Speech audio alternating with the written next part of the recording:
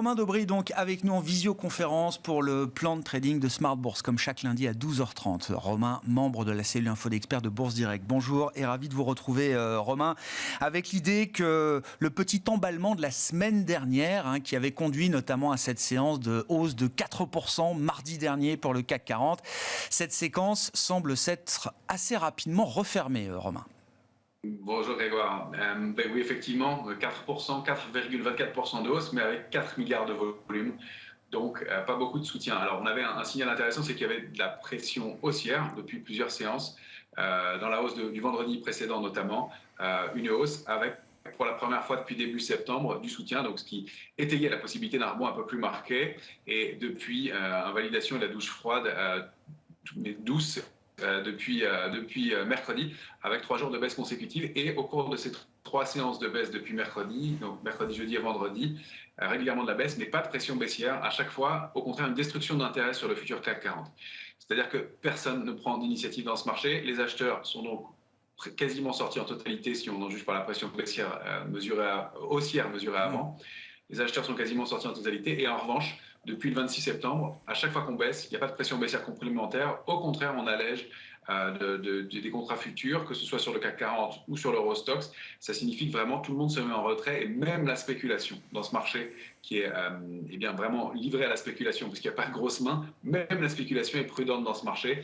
Il n'y a pas d'initiative. On constate du côté des options et du ratio put-call que la douche froide et l'accélération baissière de la fin de semaine ont fait remonter la volatilité au-delà de 30, même 33 maintenant sur le VIX.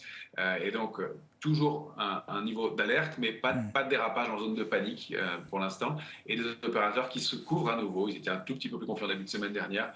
Et là, on a un ratio de couverture qui tend vers les deux. Donc, 2 options de vente pour une option d'achat.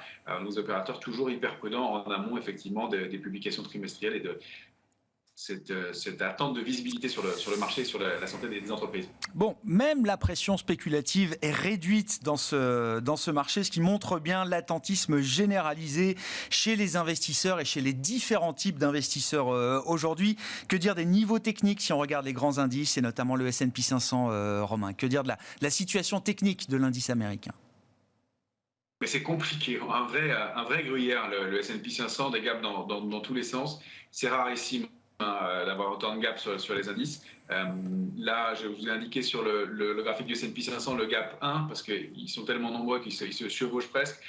Le gap 1, c'est ce qu'on espérait être un gap de rupture la semaine dernière, au-delà duquel l'impulsion haussière aurait pu continuer.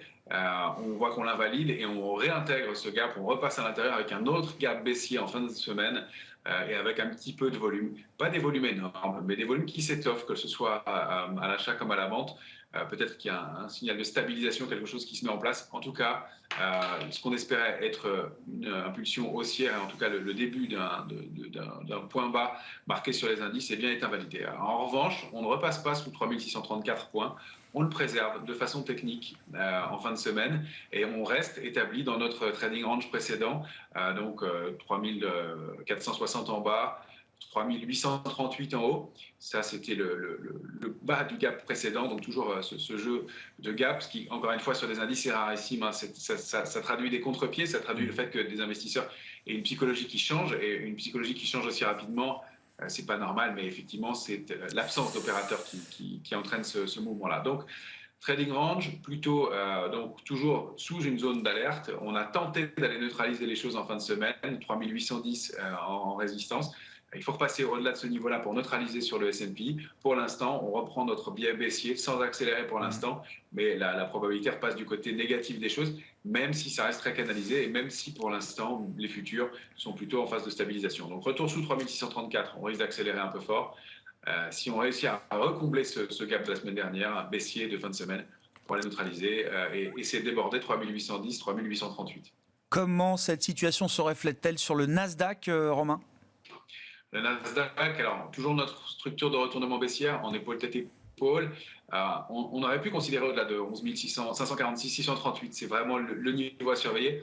En clôture, au moins, qu'on remette en cause cette tendance baissière. On a fait le maximum du rebond possible dans une structure de retournement comme ça. Si on était allé trop haut, eh bien, on aurait invalidé la figure parce que le pullback, le mouvement d'aller rechercher la ligne de coup de la figure, aurait été trop important. Et là, on a fait le maximum de rebond pour ensuite invalider. On voit qu'on réintègre le canal baissier de moyen terme. On s'est articulé autour la semaine dernière. On n'accélère pas pour autant et on préserve les points bas de la semaine précédente. Donc on est dans cette zone de neutralité avec un biais baissier, bien sûr, 10 960, 11 638. Ça reste lourd, ça reste à la faveur de la baisse pour l'instant, mais on n'a pas accéléré. On voit la cible baissière, c'est toujours la zone 10 040, 10 160. Si on repasse cette zone 11 546, 11 638, on s'acheminerait plus vers un mouvement de consolidation et de latéralisation.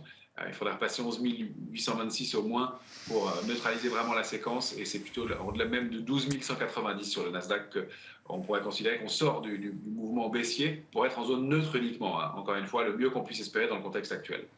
Que dire de la situation en Europe? Si on prend comme référence l'indice Eurostock 50, Romain, là aussi il semble qu'on soit sur un niveau pivot au milieu du trading range. C'est exactement ça, 3343. On voit qu'on s'articule autour de ce niveau depuis 4 semaines maintenant. C'est un graphique hebdomadaire que vous avez sous les yeux et on n'arrive pas à prendre de décision, même s'il y a des extensions liées à de la spéculation.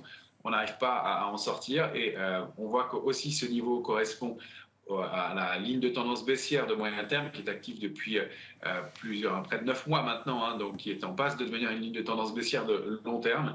On s'articule autour de ce niveau-là, donc avec un biais plus ou moins haussier en trading selon qu'on va passer au-dessus ou en dessous. Et vous voyez bien les niveaux, les bornes basses n'ont pas été atteintes, 3170 l'objectif bas et l'obstacle à franchir 3450 pour au moins de la même façon aller neutraliser. Pour reprendre une dynamique haussière, c'est bien plus haut, c'est le gap qui est indiqué plus haut, aux alentours de 3730 points. Quand on regarde le CAC 40, en zoomant d'ailleurs sur une lecture journalière du futur CAC, Romain, on voit que l'indice reste effectivement dans l'idée de cette zone de consolidation. Oui, tout à fait. Et ça va un peu plus, ça va tellement vite que la photographie date de la matinée et le CAC 40 est déjà repassé au-dessus de 5832,5, qui était un niveau de résistance important qu'on avait indiqué, qui a été le pied du gap de la semaine dernière et qui est le niveau pivot autour duquel on s'articule ce matin. On est même allé chercher un petit peu plus haut. Les enjeux, c'est ça.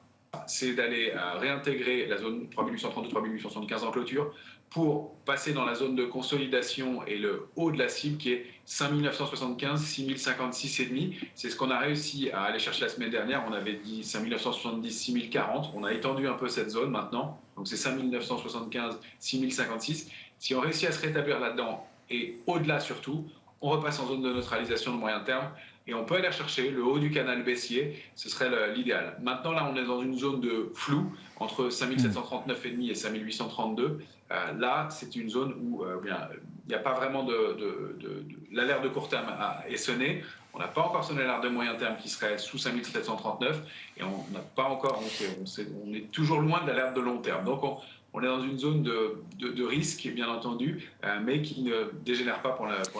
Et vous le disiez déjà depuis quelque temps, Romain, quand on regarde la composition sectorielle, la hiérarchie sectorielle au sein du CAC ou au sein des indices européens, il n'y a plus de secteur fort ou de secteur faible. Enfin, c'est-à-dire que là aussi, la lecture devient très, très compliquée d'un secteur à l'autre. C'est au sein d'un secteur qu'il faut vraiment aller regarder valeur par valeur, comment est-ce que les dynamiques techniques sont enclenchés. Et même dans cette logique de stock picking, c'est difficile, avec des arguments techniques, en tout cas, de trouver véritablement des valeurs qui se distinguent. Oui, il n'y en a pas beaucoup qui se distinguent au sein de l'indice parisien. Tout à fait, pas de logique sectorielle. Et on a quelques valeurs un peu plus fortes si on veut essayer de trouver des éléments un peu positifs dans un marché qui est quand même très plombé. Il n'y a pas de configuration graphique très forte ni haussière. Il y a des valeurs qui surperforment. Ça étaye cette idée que même si on accélérait à la hausse, parce qu'on peut sortir à la hausse de ces zones de consolidation, on n'a pas de structure forte et il faudra les construire. Donc même une accélération haussière serait consolidée par la suite. Donc même si on crée un peu plus de détente sur ce marché grâce aux publications, qui n'est pas gagné, ça va être difficile. Donc quelques valeurs qui surperforment, il y a Worldline, Essilor ou Legrand, ou Renault encore, parmi les valeurs qui surperforment, qui sont les valeurs un peu plus fortes. Et puis il y a trois valeurs avec des configurations intéressantes. Il y a Orange, qui donne une configuration haussière de court terme avec ce qu'on appelle une pénétrante haussière qui a été validée vendredi et qui confirme aujourd'hui. Il y a Saint-Gobain qui quand même présente une configuration assez forte de plus long terme cette fois-ci. Il y a une triple divergence haussière de MACD hebdomadaire, donc pour ceux qui veulent regarder les graphiques plus en détail. Ça, c'est une figure forte, ça déclenche souvent des mouvements importants. Elle doit être confirmée, ça n'est pas le cas encore, mais elle est vraiment à surveiller. Et puis, Schneider Electric aussi est intéressante, même s'il n'y a pas de structure à proprement parler de retournement, on peut distinguer des petites structures, mais c'est surtout le jeu des volumes qui est à regarder. Quand elle baisse, le volume est moindre, et alors qu'à chaque fois qu'elle remonte, là, il s'est passé quelque chose du côté du volume. Donc, il y a de l'accumulation qui est en train de se faire sur ce titre-là, en tout cas, par rapport aux autres. Encore une fois, ce sont des mouvements ténus, mais voilà quelques valeurs qui sortent du lot dans un contexte où on n'a pas grand-chose de très lisible et très rassurant sur les indices globalement. Un mot rapide pour finir, Romain, des matières premières. Alors, des métaux précieux à travers l'once d'or et puis des matières premières pétrolières à travers le Brent. Qu'est-ce qu'on peut dire de ces deux actifs à ce stade, Romain ?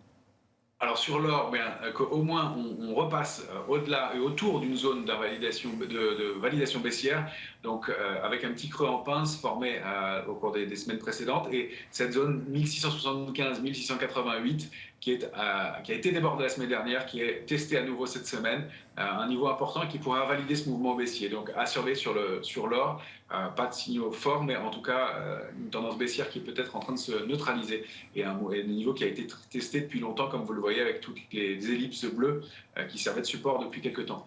Puis du côté du Brent, eh bien, un mouvement haussier qu'on avait proposé la semaine dernière avec ce doji porteur d'eau. La semaine dernière, la bougie est nettement haussière, et on est allé chercher la cible, qui est la ligne de tendance baissière de moyen terme. La première cible, on l'a testée. On consolide un petit peu depuis ce matin, mais on a encore des chances de surveiller et de déborder ce niveau-là pour aller chercher au moins la cible 2 à 102,90. On rappelle effectivement avec une décision de l'OPEP+, rendue la semaine dernière, qui avait été anticipée les jours précédents par les opérateurs pétroliers avec ce rebond du Brent ou du WTI et cette baisse de production assez substantielle, 2 millions de barils par jour au global pour la production de l'OPEP+, partant des quotas officiels, décision qui a été vécue comme un affront, il faut le dire très clairement, par Washington la semaine dernière. Merci beaucoup Romain. Romain Daubry qui est avec nous en visioconférence pour ce plan de trading de la semaine dans Smart Bourse le lundi à 12h30. Romain, membre de la cellule Info d'Experts de Bourse Direct, avec nous en visioconférence.